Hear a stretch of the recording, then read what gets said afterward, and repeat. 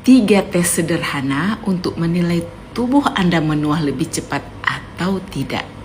Ini bukan tes untuk menebak umur Anda ya, tapi untuk melihat apakah fungsi tubuh Anda masih sesuai dengan usia atau mulai menurun lebih cepat dari seharusnya.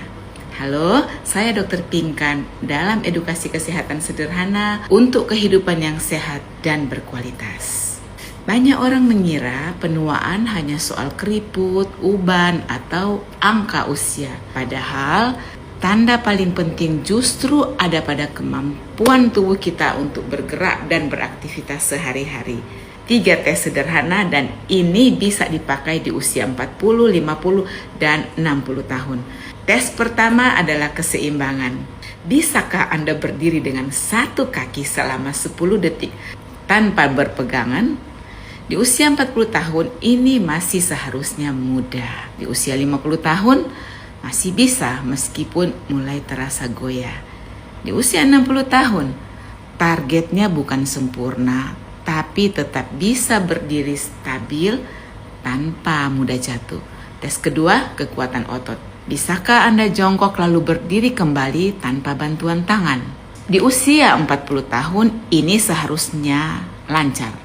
Di usia 50 tahun mulai terasa lebih berat, tapi masih bisa dilakukan. Di usia 60 tahun, kemampuan ini sangat penting untuk kemandirian aktivitas sehari-hari seperti berdiri dari kursi atau toilet tanpa bantuan.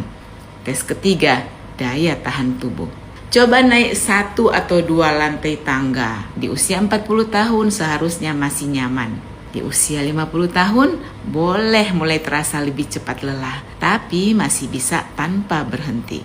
Di usia 60 tahun, fokusnya adalah masih bisa bergerak tanpa sesak berat dalam aktivitas ringan. Kalau di usia Anda sekarang, 2 atau lebih dari tes ini terasa sulit, itu bukan alasan untuk panik. Tapi itu adalah sinyal bahwa tubuh mulai kehilangan kebugaran lebih cepat dari seharusnya. Kabar baiknya ini bisa diperbaiki, tidak dengan obat ajaib, tapi dengan kebiasaan sederhana yang konsisten.